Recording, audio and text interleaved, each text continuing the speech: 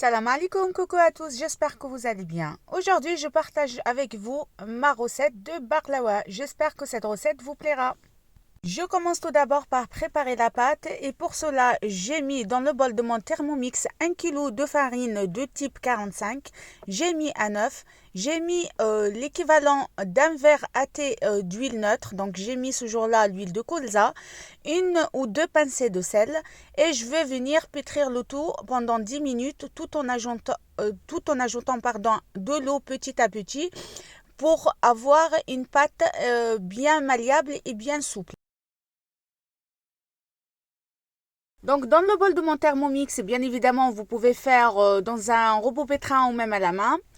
Je commence par mettre 1 kg de farine, un œuf, un verre à thé d'huile neutre et je viens ajouter 2 ou 3 pincées de sel. Et l'eau, je commence à mélanger pendant 10 minutes, pétrir en fait la pâte. Et concernant l'eau, je l'ajoute petit à petit pour avoir cette consistance. Il faut avoir une pâte bien souple et bien malléable. Une fois j'ai formé ma pâte, je vais la filmer et la laisser reposer à l'air sur le plan de travail pendant 1 heure.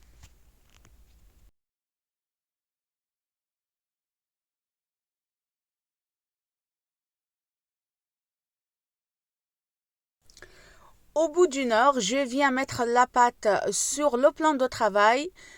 Cette grosse pâte, je vais la diviser en deux parts égales.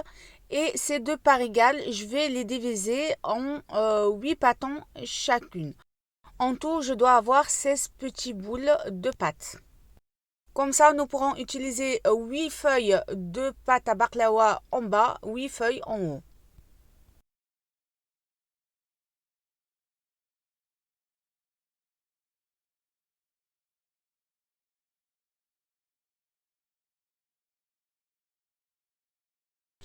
Après avoir préparé mes 16 pâtons, je viens les mettre dans un moule, le fond huilé pour pas qu'ils collent. Et après, je vais les laisser poser pendant encore 20 minutes. En fait, le temps de préparer les fruits secs. Et il ne faut pas oublier de les couvrir pour pas qu'ils forment la croûte dure. Pour badigeonner les feuilles de baklawa, je viens fondre 500 g de beurre et une fois ils sont fondus, on continue à les laisser bouillir comme ceci pour brûler tout le lait en fait et comme ça on obtient du beurre noisette. Là, j'ai pris 1 kg d'amandes entières comme ceci. Je l'ai passé au four pour bien le griller. Voilà, une bonne dizaine de minutes suffisent. Je vais le passer dans le Thermomix pour pouvoir le mixer. Pas trop non plus, il ne faut pas que ça soit de la poudre. Donc, 1 kg d'amandes que je vais mixer moi-même. Et une fois c'est mixé, je vais venir lui ajouter 500 g d'amandes en poudre. Donc, pour un bon plateau, il faut avoir 1,5 kg d'amandes.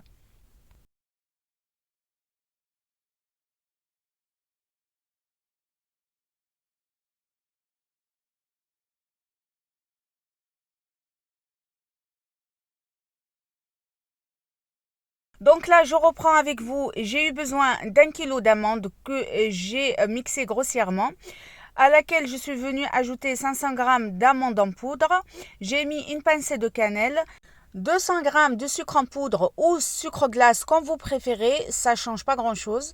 Et on va venir arroser tout ça petit à petit avec l'eau de fleur d'oranger. Il ne faut pas avoir une préparation vraiment liquide, il faut y aller tout doucement avec l'eau de fleur d'oranger également. Je suis venue filtrer le beurre noisette. Regardez comme il est bien clair. Je le mets de côté pour pouvoir commencer à travailler et étaler les feuilles. Concernant le travail des feuilles, c'est ce que je vais faire. Je vais mettre un tout petit peu de maïzena ou un tout petit peu de farine. Voilà, les deux marchent très très bien, mais de préférence c'est la maïzena. Donc je mets moi un peu de maïzena comme ça sur le plan de travail et je viens commencer à travailler, à étaler ma pâte comme ceci, comme vous voyez dans la vidéo. Et je vais les 8 premières feuilles, en fait je vais venir les étaler de manière à faire un rond. Ça fait comme la pizza en fait si vous voulez, ça fait un joli diamètre. Et après, je vais les laisser reposer un tout petit peu en fait. Et dès qu'en fait je termine d'étaler la première feuille, la dernière feuille, pardon, la première feuille, je pourrai la mettre sur le plateau et commencer à l'étirer. Elle aura le temps de bien poser. Donc pour cette étape, je vous laisse regarder en vidéo.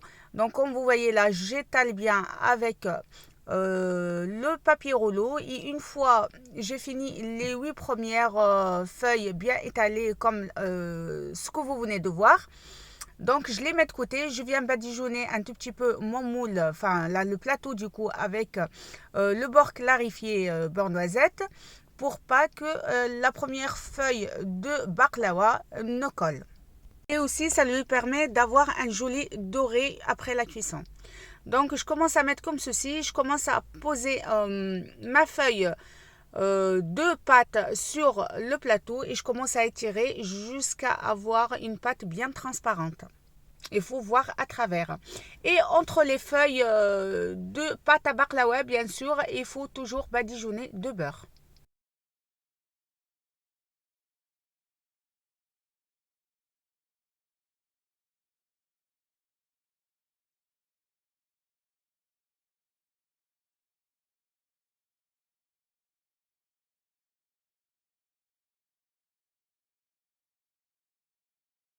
Et voilà la méthode qu'il faut faire. Comme vous voyez là, ça, on va venir tirer petit à petit jusqu'à couvrir notre moule. Et comme ça, on aura une pâte bien transparente. Plus la pâte elle est transparente, mieux la baklawa sera réussite et mieux ça sera feuilleté. Donc ça, sachez-le. Donc c'est ça qu'il faut avoir, enfin qu'il faut faire pardon pour les 8 premières feuilles et entre chaque feuille on vient mettre du beurre bien évidemment entre les deux pour assurer le feuilletage après la cuisson.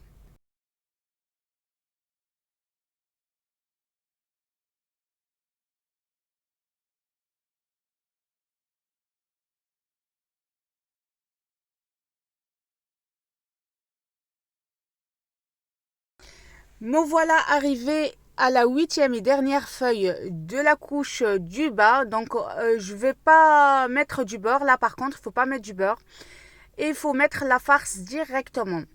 Et pareil, au-dessus de la farce, on ne met pas de beurre non plus, on va venir mettre la pâte directement. Et après la première pâte, feuille de pâte, on recommence à beurrer entre chaque pâte comme on a fait au départ. Voilà au-dessus de la première pâte qui va venir couvrir la farce en badigeonne de beurre. Voilà, vous voyez le beurre il est moins liquide parce que voilà forcément j'ai pris le temps donc il a commencé à figer. Et je mets mes feuilles pareil toujours en étirant. Mais la dernière pâte en fait il faut faire très attention de ne pas la trouer. Il faut éviter de faire des trous pour avoir un joli aspect à la fin. C'est pour ça la dernière, quand je l'étire comme ça, je fais très attention pour pas déchirer la feuille. Donc faites de même.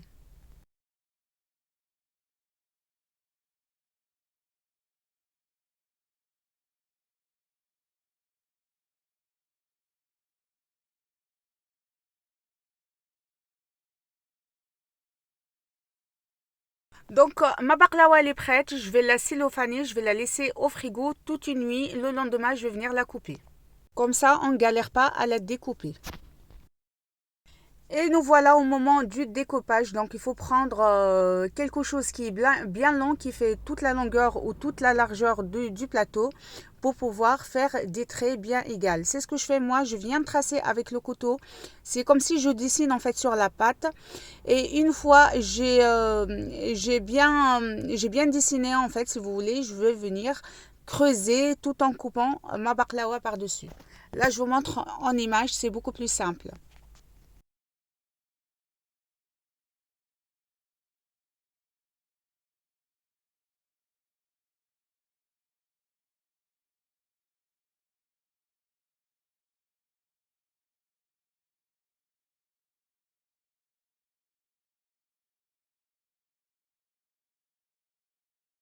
Et les mesures de base, pour moi, je fais tout le temps 2 cm de largeur par 3 cm de longueur sur tous mes gâteaux orientaux. Comme ça, ils ne sont pas trop petits ni trop gros.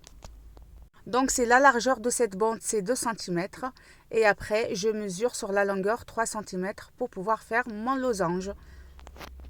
Et vous voyez là le trait avec le couteau, je fais juste la première feuille de baklawa, je la coupe, c'est juste pour dessiner comme ça. Quand je vais couper et approfondir avec le couteau, après avoir dessiné mes baklawa, eh ben écoutez, ça sera trop facile et j'ai pas besoin de guide.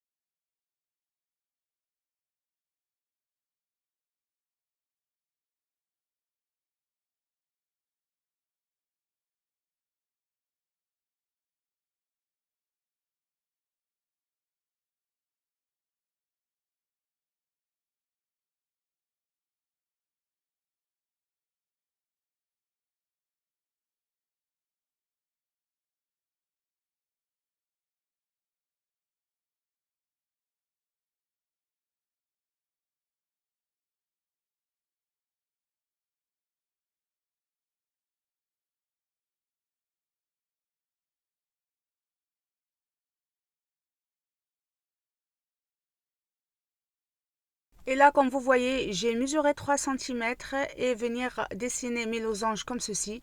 Après, il me reste qu'à suivre, comme vous voyez, le dernier, enfin le premier, la première ligne de baklawa. Et maintenant que j'ai fini de tracer tout mon plateau de baklawa, regardez, là je coupe réellement le plateau. Donc voilà, je suis contente du résultat.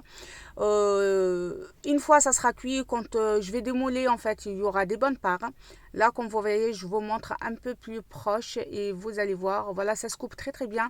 C'est pour ça c'est important de laisser la baklawa dormir dans le frigo toute la nuit. Ça va permettre au beurre qu'on a mis entre les feuilles de figer et ainsi ça nous facilite la découpe de la baklawa. Et voilà le résultat final. Il ne me reste qu'à l'enfourner à 180 degrés pendant une heure entière. Donc, ça sera chaleur statique.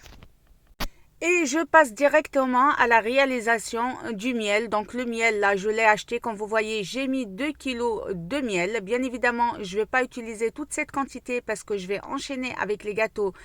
J'ai fait une grosse quantité de miel, je l'ai préparé, mais en fait, si vous voulez faire comme moi et utiliser un plateau qui fait 30 cm par 20 cm pour votre baklawa, 1 kg de miel suffit. Et dessus, vous venez rajouter 250 g de glucose. Bien évidemment, je parfume mon sirop avec un verre à thé d'eau de fleur d'oranger. Et voilà l'aspect de mon miel. Je l'ai chauffé un tout petit peu pour les mélanger, les deux sirop entre eux-mêmes. Parce que quand ils sont froids, ça ne se mélange pas bien. Donc je parle bien du sirop, du glucose et du miel. Je mélange bien avec l'eau de fleur d'oranger. Et je vais le laisser tiédir le temps de sortir ma baklawa du four après une heure de cuisson. Regardez-moi ça, c'est bien doré, c'est magnifique. Je vais venir l'arroser comme ceci. Je vais faire l'équivalent d'1 kilo de ce mélange. Et après, je vais à nouveau la mettre au four cette fois-ci. Et je vais la laisser jusqu'au lendemain reposer, bien absorber le sirop. Et le lendemain, je pourrais la couper, enfin, pas couper, séparer en fait les baklawa et les mettre dans les caissettes. Regardez-moi le rendu final. Ma vidéo touche à sa fin. Je vous dis à très vite pour d'autres vidéos. J'espère que celle-ci vous a plu. Bisous bisous.